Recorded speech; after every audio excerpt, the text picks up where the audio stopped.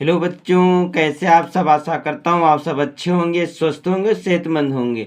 आज हम इस वीडियो में आपको बताएंगे कि आप पीएन सन डायोड किसे कहते हैं और पीएन सन डायोड के पूर्ण तंगदृष्टकारी इसके विषय में आप कैसे लिखेंगे। इस वीडियो में हम आपको चित्र के माध्यम से बहुत ही आसान शब्दों में लिखना बताएंगे। अगर आप हमारा पूरा वीडियो एक बार देख लेते हैं तो आप बहुत ही आसानी से लिख देंगे। तो सबसे पहले हेड डालेंगे पीएन सन डायोड। इसमें लिखेंगे जब एक पी प्रकार के अर्धचालक क्रिस्टल को किसी विशेष विधि द्वारा एन प्रकार के अर्धचालक क्रिस्टल के साथ जोड़ दिया जाता है तो जिस स्थान पर क्रिस्टल एक दूसरे से जुड़ते हैं वह संधि कहलाती है। इस संयोजन के वैद्युत लक्षण डायोड वाल्व की भांति होते हैं, अतः इस संयोजन को पीएन सन डायोड कहते हैं। तो बच्चों, ये है पीएन सन डायोड की परिभाषा। अब इसके बाद हेडिंग डालेंगे पीएन सन डायोड की पूर्ण तंगदृष्टकारी। तो अब हम आपको बताएंगे, सबसे पहले हम आपको चित्र के माध्यम से संरचना लिखना बताएंगे और उसके बाद चित्र के माध्यम से ही कार्यविधि को लिखना बताएंगे। तो सबसे पहले हेड डालेंगे संरचना।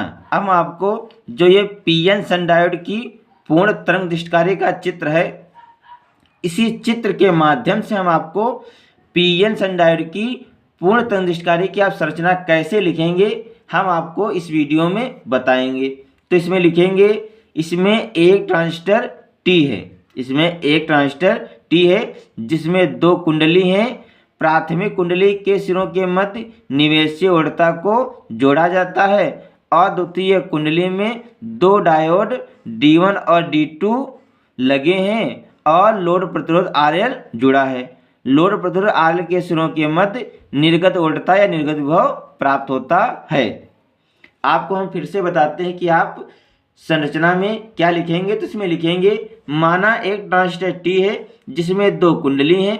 प्राथमिक कुंडली के सिरों के मध्य निवेशीय वोल्टता जुड़ा है और द्वितीय कुंडली में दो डायोड D1 और D2 लगे हैं और लोड प्रतिरोध RL जुड़ा है। लोड प्रतिरोध RL के सिरों के मध्य निर्गत वोल्टता या निर्गत विभव प्राप्त होता है। अब यही लिखेंगे। तो इसमें लिखेंगे, इसमें एक ट्रांजिस्टर टी है जिसमें दो कुंडली हैं।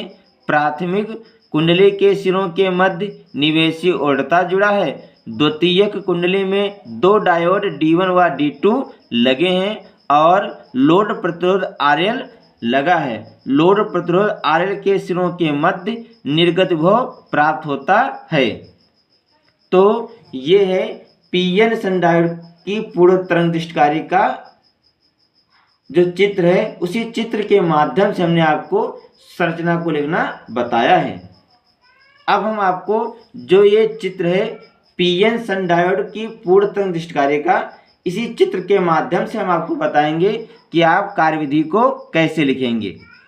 तो इसमें क्या करेंगे, जो द्वितीय कुंडली है, ये जो द्वितीय कुंडली है, इसी कुंडली के माध्यम से हम आपको पूरी कार्यविधि को लिखना बताएंगे।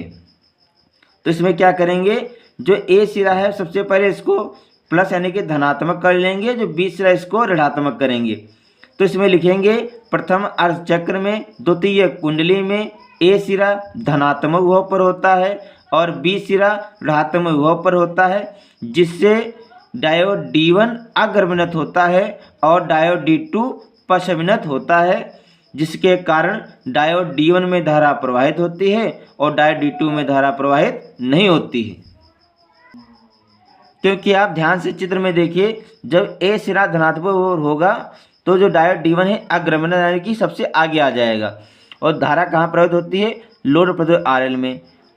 जब डायोड D1 अग्रविनत होगा तो डायोड D1 में धारा प्रवाहित होती है, D2 में इसलिए नहीं प्रवाहित होती कि डायोड D2 बाद में आता है, यानी कि पश्चविनत होता है, इसलिए डायोड D2 में धारा प्रवाहित नहीं होती है।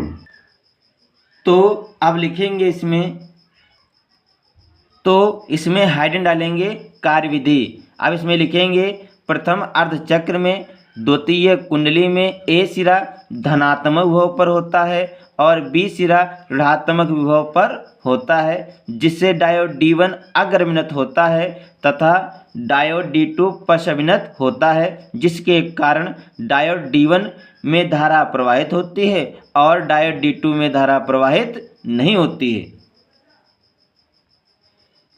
तो हमने आपको बताया कि आप जो प्रथम अर्धचक्र लेंगे इसमें आप किस प्रकार से कार्यविधि को लिखेंगे। अब जो हमने आधी कार्यविधि को लिखा है, अभी आधी कार्यविधि को और लिखना है, तो हम आपको बताएंगे कि आप किस प्रकार से चित्र के माध्यम से कार्यविधि को लिखेंगे।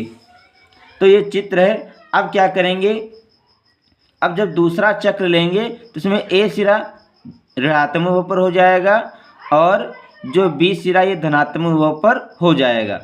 तो अब इसमें लिखेंगे द्वितीय अर्धचक्र में द्वितीय कुंडली में बी सिरा धनात्मक विभव पर होता है, ए सिरा ऋणात्मक विभव पर होता है, जिसे सन डायोड D2 अग्रमिनत होता है और सन डायोड D1 पश्चमिनत होता है, जिसके कारण डायोड D2 में धारा प्रवाहित होती है और डायोड D1 में धारा प्रवाहित नहीं होती है। अब यही लिखेंगे,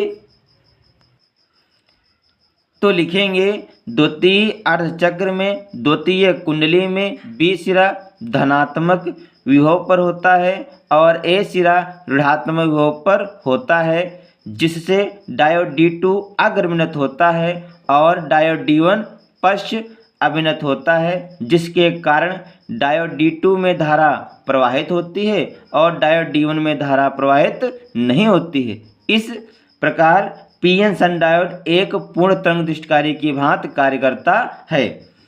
आपने देखा कि चित्र में कि जब हमने प्रथम अर्धचक्र लिया उसमें जो डायोड D1 है इसमें धारा प्रवाहित होती है और डायोड D2 में धारा प्रवाहित नहीं होती है। जब हम बी सिरा धनात्मक वो कर देंगे तो जो डायोड D2 है इसमें धारा प्रवाहित होगी और डायोड D1 में धारा प्रवाहित नहीं होती है। इसलिए इसे कह सकते हैं कि दोनों जो चक्र होते हैं प्रथम अर्धचक्र और द्वितीय अर्धचक्र दोनों चक्र में धारा प्रवाहित होती है, इसलिए इसे पीएन सन डायोड की पूर्ण तरंग दृष्टिकारी कहते हैं।